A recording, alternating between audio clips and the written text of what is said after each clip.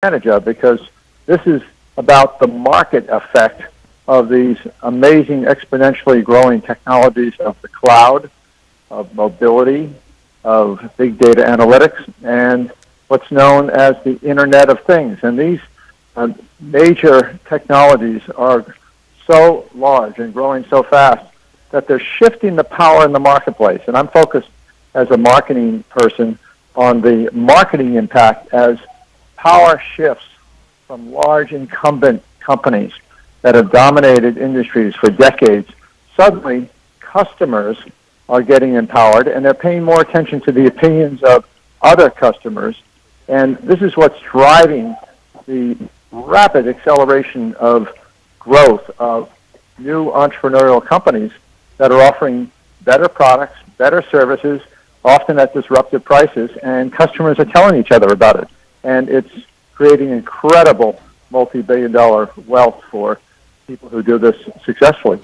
We see it in the radio media markets. We have the word today that Comcast and Time Warner aren't going to merge, but we also see it in newspapers who really haven't necessarily embraced the new world. And you can own a TV station without actually owning a TV station, and you can start a radio station without owning a radio station, and a newspaper without actually being a newspaper. It seems to me, John Sculley, that the people in these corner offices, the people who are making the decisions, are going through analysis paralysis. They know the old isn't dead and the new isn't truly born, but they're not getting in position to take advantage of this new technology. Well, that's exactly right. And it's not that they aren't really smart people with a lot of experience, but they get trapped in the culture of these organizations that just don't move quickly. They're like large aircraft carriers. But think of some of the most current news that's happening right now. Comcast said that they are stepping away from the potential acquisition of Time Warner Cable.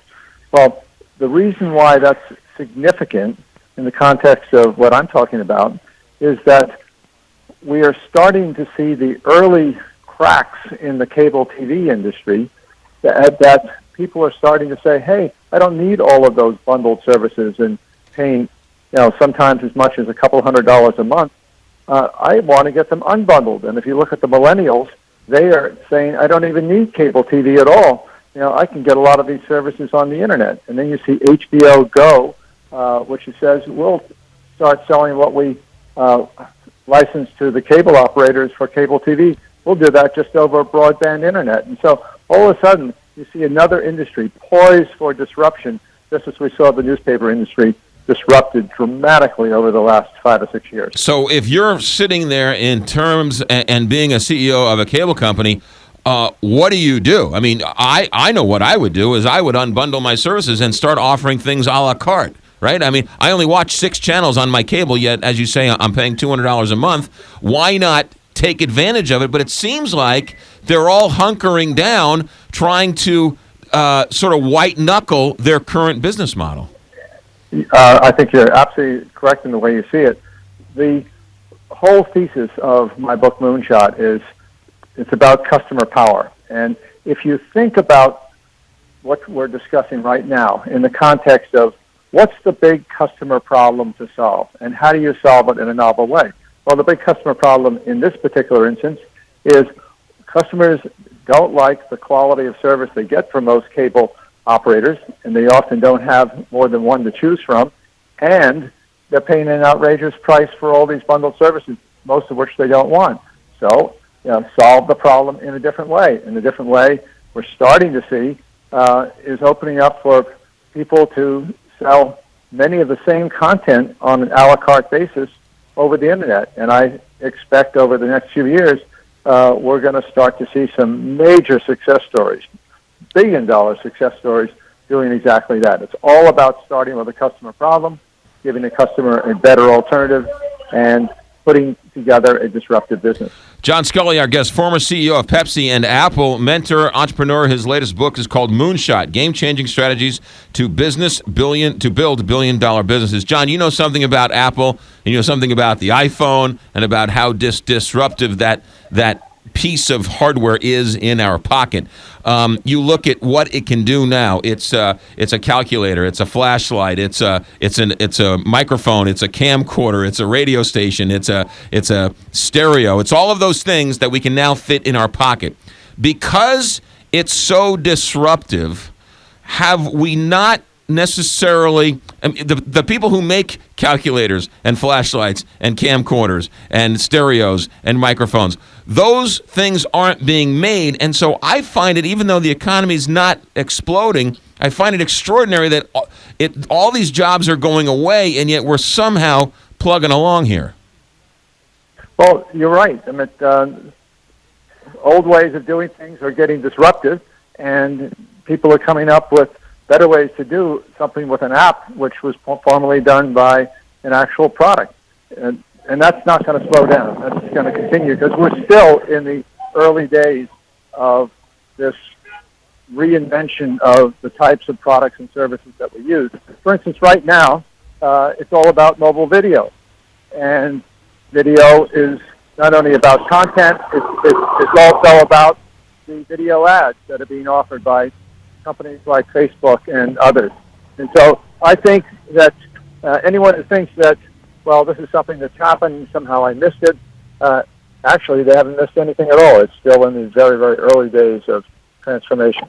But the argument, let's start the other. Let's take the newspaper argument. The newspaper is, look, I'm trading advertising dollars for digital cents. I'm not making enough from those digital ads to support the news gathering services I need to do a proper job. Well, it is true that some things are commoditizing, and you're starting to see some of the high-cost ways we gathered news in the past just aren't affordable anymore. For example, people still like local news. Let's take St. Louis. People want to know in St. Louis what the news is in St. Louis. So that's still a very viable business model.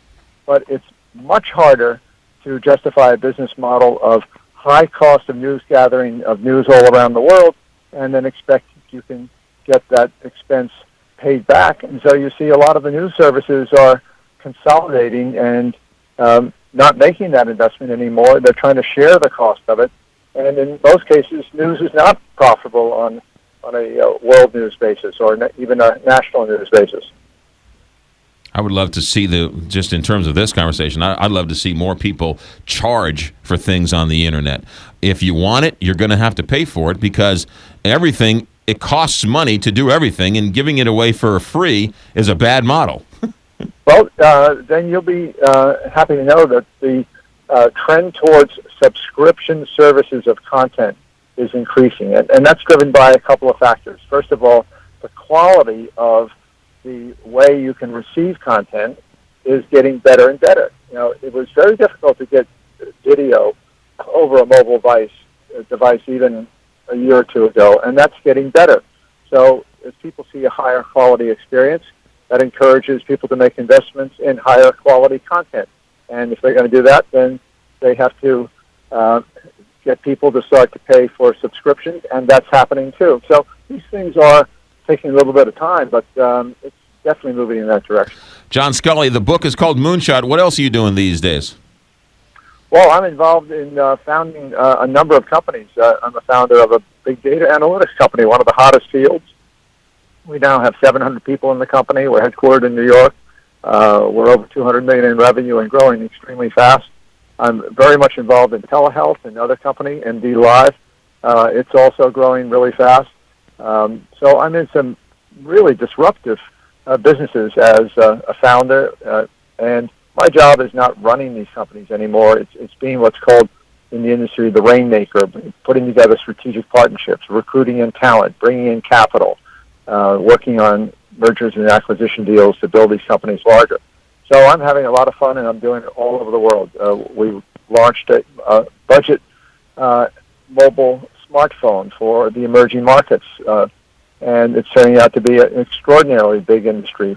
We expect to be in 72 countries by the end of the year. It's called Obi Mobiles. We have a company that's called The Ultimate Shave, 800razors.com, where we're selling great 5-blade razors and all of the shaving creams, pre-shave, aftershave, as well around it, and we're doing that over the internet. We're selling for half the price that you can buy the leading, most popular razor blades at the retail store. So these are all examples of disruptive businesses, which I'm deeply involved in, and it's through that experience that I said, gee, I got to tell others about it, because the world is changing. The opportunities are so big.